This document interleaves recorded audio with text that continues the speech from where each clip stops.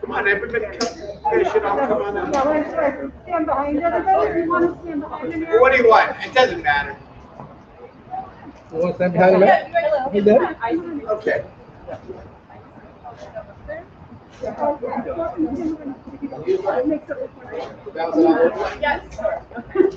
Thank you.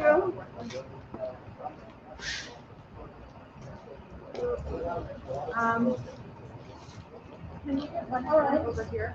Can we get one of you over here so we have two on each side? There you go. I'm sorry, and can we switch two of the men and two of the women? Yeah. Of course. Thank you. Thank you. Sorry. No, it's all good. All right. Great.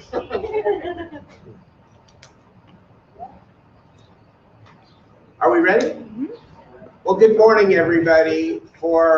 Thank you for coming to this very, very important announcement. I want to begin. I'm Darrell Steinberg, by the way, the mayor of Sacramento. Proud to be the mayor in 2021 and helping to lead such a forward-thinking and progressive city. We gather here today at the architectural firm called Archnexus. This is a groundbreaking structure here in the city of Sacramento, for Archnexus produces 180% of the electricity it needs. They use 100% for their facility, and then they sell 80% back to SMUD. I'm joined today by Cheryl McMurtry, you'll hear from in a few moments, associate with Archnexus. Kate Wilkins, an environmental scientist and a board member of the vital activist group 350 SAC. Kendra Macias-Reed from the Sacramento City Planning Commission and an infill developer. Dr. Alberto Ayala, the executive director of the Sacramento Metropolitan Air Quality Management District. And Paul Lau, the CEO and the general manager of SMUD. And I want to thank my team for working so hard. Julia Burrows, Jennifer Venom, Marilyn Delenga, and all of the city team that has brought us to this day. The members of the public, next Tuesday, the City Council will have a historic opportunity to claim our city's stake in the fight to save the climate for future generations. We are very clear on our city's direction. We are going to grow a modern economy, attract new industries, and create thousands of new jobs. And we will do so in a way that is inclusive of all the people in Sacramento, with a special focus on ensuring that people, and especially young people from our disadvantaged communities, are educated and trained and first in line for those new industries and new jobs. We're also clear on another imperative, that as we grow, we are going to be leaders on the fight to save the climate. What does this ordinance do, this groundbreaking ordinance do? It amends the city's building code to require that Sacramento go all electric this decade, beginning now. We will amend our city building code to require new buildings to be all electric, with no gas and no propane infrastructure. The ordinance will phase in this requirement by development type and size. From 2023 to 2026, all low-rise buildings will have to be all electric, new construction, by 2023.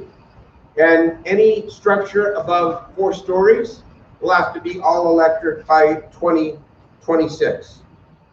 We are going to allow limited exemptions for restaurants and certain manufacturing processes and affordable housing to phase in longer only if the technology, electric technology, is not available or feasible. And by the way, I don't believe we're going to need to grant those exemptions, because with SMUD and the Air Quality Management District and our go attitude, we're going to develop the technology so that we can make these changes even faster.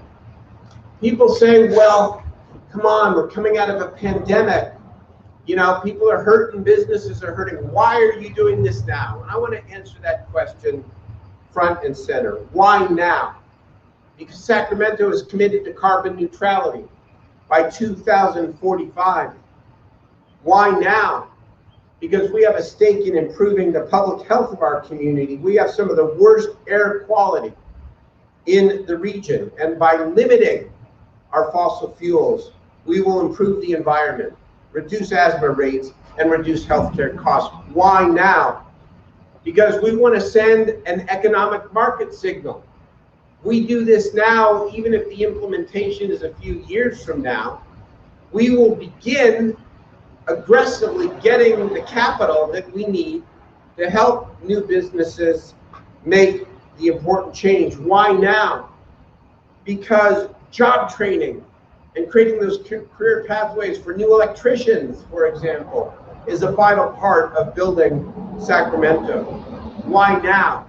Because the more we change new construction and bring new construction into the new world of electrification, the fewer buildings we will have to retrofit.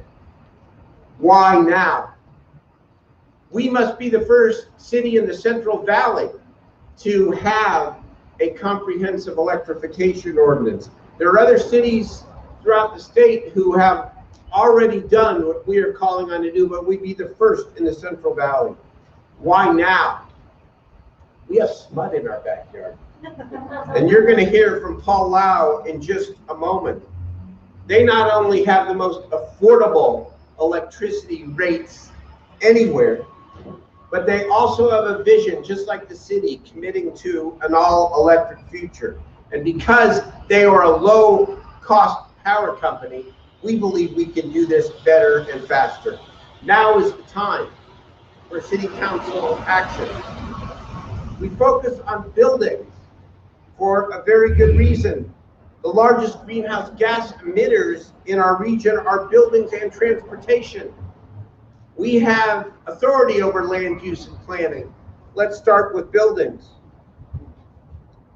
People say, well, God, isn't this going to be more expensive? No, it's going to be less expensive for the people of Sacramento. Electric buildings will save residents money over time. There have been so many studies that say that over a 30-year period, residents in new electric construction will pay less in energy bills, whether it be single-family or multifamily homes. Why now? Because we can also save a lot of money in construction. Building all electric saves between $6,000 for a mid-rise to over $60,000 for low-rise multifamily projects. And of course, indoor air quality is a major problem. Recent studies show that using gas stoves increase the likelihood of asthma for children by 42%. If there was no other reason to take action next Tuesday, 42% is an unacceptable number for the children of our city. We've listened to the feedback from our business community and our housing community. And let me be clear what this ordinance does not do. It does not affect existing buildings yet. The ordinance is just about new construction. Now, we are going to get to retrofit, but we're going to do so in a way that is inclusive of all the stakeholders in the community, just as we have done in developing this ordinance. This is a moment to grab the future. We are the capital city of the most important state in the nation. We cannot save the climate alone. We don't pretend to have that ability. But we cannot fail to lead and do our part. And that's exactly what this bold proposal is about. Please welcome the CEO and the General Manager of Sacramento Municipal Utilities District, my friend Paul Lau.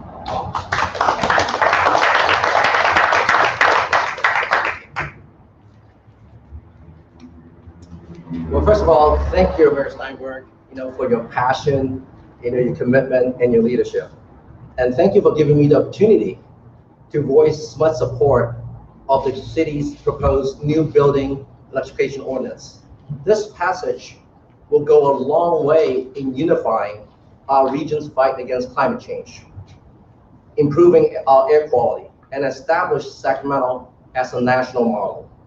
Now, last month, the SMUD board approved the most ambitious clean energy plan of any large utility in the country. It commits SMUD to removing all carbon emissions from our power supply by 2030, 5 years ahead of President Biden's goal. And also, it drastically increases our efforts on building and transportation electrification. I think you just heard the mayor talk about, if you're serious about carbon reduction, you cannot not talk about and focus on building and transportation electrification. So this really would help us reduce greenhouse gases, right? And it's going to help improve local air quality and spur inclusive economic development.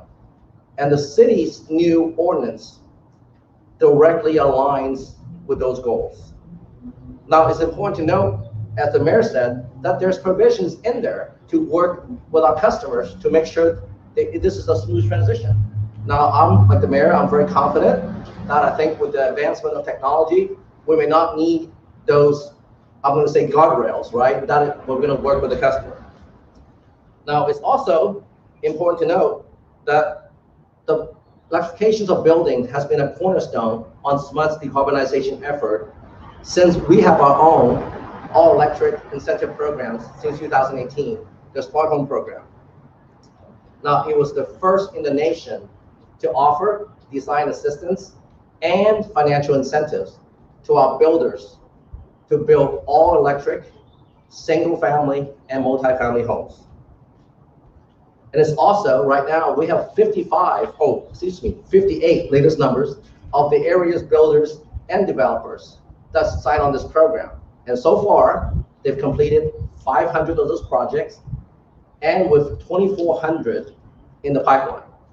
In addition, we've also built about 700,000 all-electric commercial spaces with another 2 million square feet right in the pipeline. So also, we have several affordable housing projects in this program.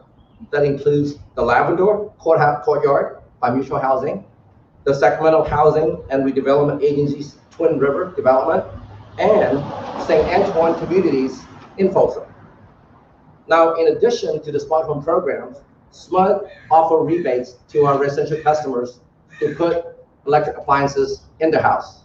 So we have very generous rebates for induction cooking, or something that I'm trying to do in my house, which is something, I know a lot of people love to cook with gas, and this is a transition that we really want to help our customers to understand how the new technologies in induction cooking has come along. And we also offer heat pump water heaters and smart thermostats and clothes washers. Now, some have asked, does SMUD have the capacity to serve all this new electrification load, all the new buildings and all electric vehicles? And I can answer that with an absolute yes. SMUD, we know reliability is the utmost important to our community. And we saw that during the heat wave last summer. And I'm glad to report, I think none of us in Sacramento experienced any rolling blackouts or public safety, public shutoffs. So we know how important reliability is. And we have the capacity and the resource to make this transition smoothly. Now, also moving forward, we'll continue to offer this programs and rebates to our customers. And we're committed to work with local businesses like the restaurant associations and the manufacturing to make sure that we have a very successful and smooth transition. So when the board adopted our ambitious zero carbon plan, we know we can't do it alone. I think you heard the mayor talk about, this is something that we have to partner. We have to partner with our customers, we have to partner with our community, and we have to partner with all our stakeholders. Now, we have a very long history of partnering with the city to deliver positive results for our community. And I'm very proud and appreciate the long partnership that we have with the city over the years. Now, this city's effort to draft this new building electrification ordinance is a perfect example of the partnership needed to accomplish great things. As Darrell said, now is the time. So, which is what we're doing in Sacramento. So thank you again, Mayor Steinberg and the City Council, for your leadership in doing the right thing for the Sacramento community, for our kids, and really for the world. And so with that, I'm going to introduce my next speaker, which is my great friend, Alberto Ayala, who's the Executive Director on the Sacramento Metro Air Quality District. Thank you. Thank you, Paul. It's great to follow you. And let me first say thank you to Mayor Steinberg for your leadership and for bringing us here today. It's an important announcement. Again, I'm Alberto Ayala with the Sac Metro Air District, and I think the mayor and my good friend Paul did a very good job describing from an air quality perspective why the action that the city is going to consider is important. So I think the one thing that I can offer is maybe put a finer point on a couple of those topics. And first of all, clearly our goal as the air agency in the region is to make sure that we have clean air every minute of every hour of every day of the year for everybody in the region within our jurisdiction. A simple goal, a simple concept, but obviously not an easy task. And we cannot do it alone, and that's why we are here, and we never hesitate to partner, especially when we have such progressive leadership like what the city of Sacramento has shown. We have recently heard a lot from President Biden and Governor Newsom and many other elected leaders about the importance of electric vehicles and electrification of the transportation sector. Electric buildings is the next natural progression in that climate agenda. So that's why this is important, and it's just the next step. Once we electrify the built environment, we need to keep going, because as we all know, we're running out of time. And now that we have a federal government that we can partner with, let's come together and actually do the things that are necessary as fast as we can. Now, the mayor talked about the importance of making sure that we control air pollution inside, indoor air pollution. Clearly, combustion emissions from natural gas are air pollution, and that is a concern, and it's a growing concern, because when we think about what we are just coming out of, we've been stuck in our homes and in our residences for so long, and we're probably burning a lot more natural gas than we ever did before. So I am not going to be surprised when the health evidence is going to come out 6, 8 a year from now, suggesting that we have higher rates of asthma and other ailments that we know are clearly tied to combustion of natural gas. Now, let me make another point. Because we are cleaning up other sources, thanks to federal, state, and local rules like cleaner vehicles, outdoor air pollution is also becoming a bigger issue when it comes to burning natural gas in the built environment. And unless we take actions like what the city of Sacramento is considering today, it's just going to continue to be a bigger contribution to overall air pollution. That's why what we're doing today is important, to put us on the right track. The last point I'll make is this. The mayor also talked about how the measure is going to save money for residents. Clearly, similar to electric vehicles, we know that the initial capital cost may be higher because the technology is new and is more expensive. So what I would like to do is invite our friends from the industry, the developers, the construction industry, and let us work together, because to the extent that we need rebates and incentives, and thankfully SMITE is prepared to come to the table with them, but to the extent that we need more, we should not make a difference between a rebate for an electric vehicle and a rebate for an electric stove or another appliance. So let's come together. Let's go to our state leaders. Let's go to our federal government and ask for the help that is rightfully ours, because we have the leadership. The time has come. Let's take this action. Sacramento Air District is ready and prepared to continue to work with all of you to get there. And now it is my great pleasure to introduce Kendra Macias-Reed from the Planning Commission here in the city of Sacramento. Thank you.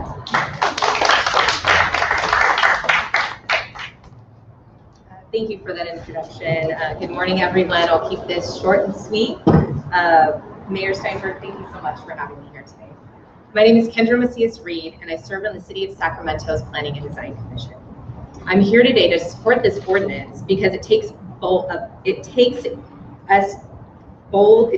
action, to move in the right direction to support our 2040 general plan guiding principles that address sustainable growth while tackling climate change. As a construction company owner, I know my customers benefit from an all-electric ordinance, but so does the rest of Sacramento, because SMUD is a national leader in providing renewable energy in the fight against climate change. As a nonprofit utility owned by this community, SMUD has a long record of keeping energy rates far lower than PG&E. I look forward to continue working with our business community, our low-income neighborhoods, and our commercial corridors, and our building industry to make certain that their voices are heard during our conversations, or future conversations, around cost effectiveness, technology feasibility, and job opportunities for our union workers. I'm excited to continue working on this as a planning commissioner representing District 5, and excited that we have SMUD in the city and leaders in the city of Sacramento ready to take this bold action. So thank you. Excuse me, I'd like to introduce Kate Wilkins from 350 Sacramento. Hello, everyone. Thank you so much to the mayor for having me and city staff. My name is Kate Wilkins. I'm a board member at 350 Sacramento. We're an environmental advocacy nonprofit that's been operating in the area for over 10 years. I'm here to say that 350 Sacramento heartily supports this new building electrification ordinance. Building electrification was identified as one of the key priorities and first-year actions by the Mayor's Commission on Climate Change, a group of 18 local leaders from Sacramento and West Sac that met for almost 2 years. At 350 Sacramento, we've been advocating for building electrification for over 2 years. So we are very excited that this is happening on Tuesday. We think this is a fantastic step for the city, and it would reaffirm the commitments made when Sacramento declared a climate emergency in December 2019. This ordinance follows the precedent set by other communities across California, some of which those ordinances have already gone into effect. This ordinance limits the expansion of new fossil fuel infrastructure and limits the amount of stranded assets that gas customers will continue to have to pay for as our gas consumption goes down. This ordinance gives the development and construction industries ample time to prepare, honestly, more than what the environmental community wanted in the beginning. But this is now a no-brainer ordinance. All electric is cheaper to build, electric appliances are more efficient to operate, indoor air quality will be better in all electric buildings, and the safety risks associated with gas will not be existent in buildings where there are no gas lines. And most importantly to all of us, I hope, this will help us meet our climate goals. So for 350 Sacramento, we are very excited to support, and with that, I'm going to introduce Cheryl McMurdy, an associate from Archnexus.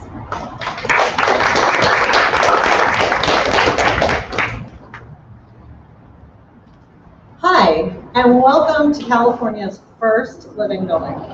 I thank the mayor for having us here and inviting you here to showcase.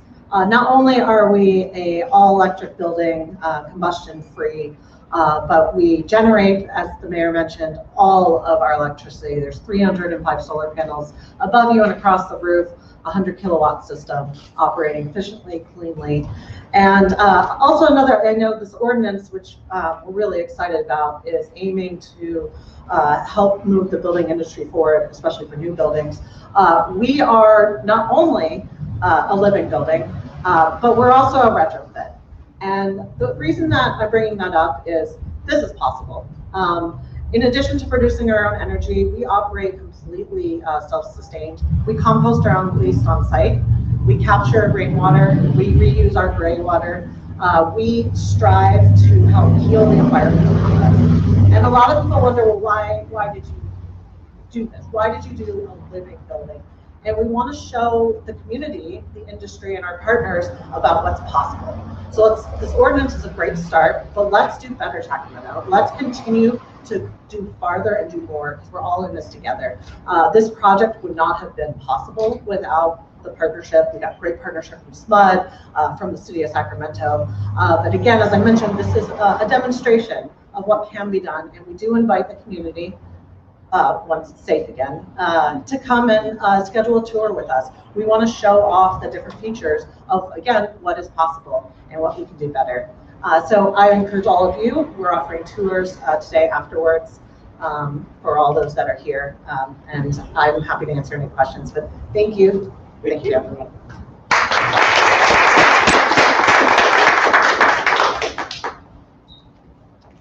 Thank you very much, Cheryl. And thank you for offering the tours this afternoon as well. I think it's an important part of the story about what is possible. We would be happy, any of us, to answer your questions. With making certain buildings relying on electricity, let's see where this is. How much will the buildings also be producing electricity, like regarding the solar panels, so they're not just totally drawing off the grid, but also contributing? Well, this is a great example of Archnexus, where we stand today. This is a company, an architectural firm, as I said earlier, that is producing 180% of the electricity that it needs. So obviously it is both living up to the future ordinance, and at the same time it has the opportunity to put some of that electricity back in the grid.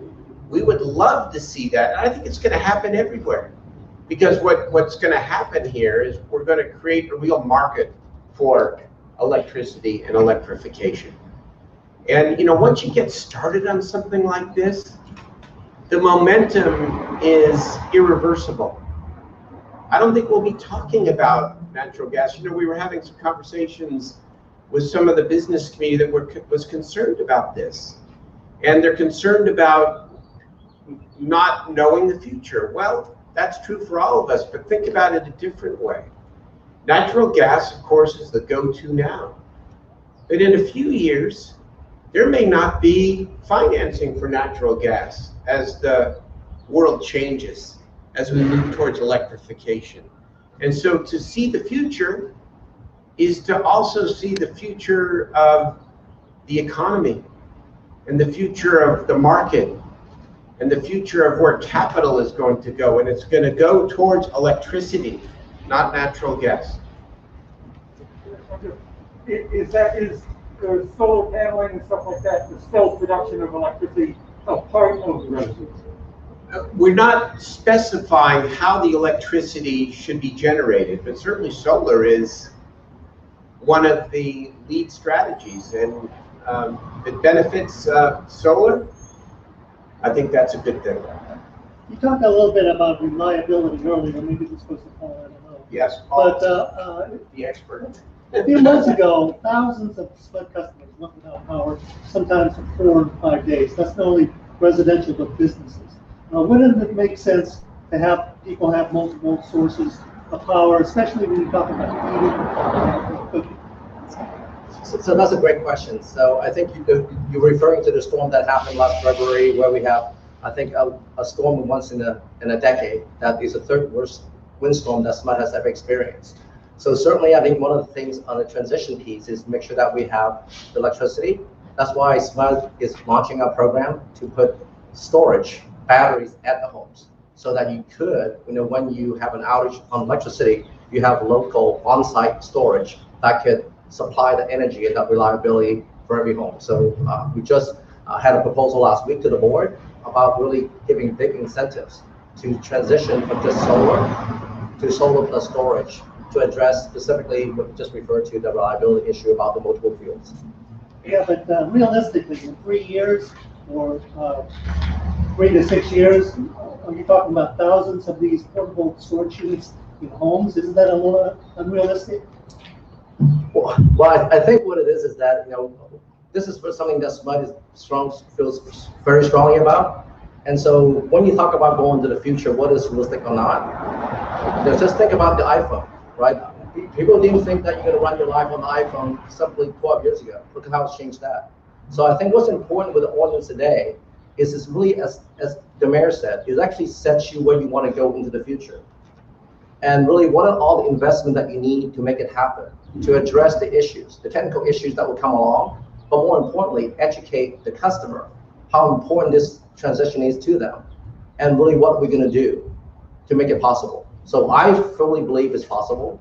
Now, I think what's important to point out from the mayor on this new ordinance is that there's provisions in there that if the technology isn't there, there's going to be exemptions and there's going to be waivers. So I can tell you right now, SMUD, we're very committed to work with for example, the Restaurant Association to create an innovation center so they can demonstrate, especially in Asian cooking, the wok hei, right? The flame thrown, special cuisine taste that you get. So we're actually working with the restaurant associations to see what is possible and to see what investment do you need to make this transition.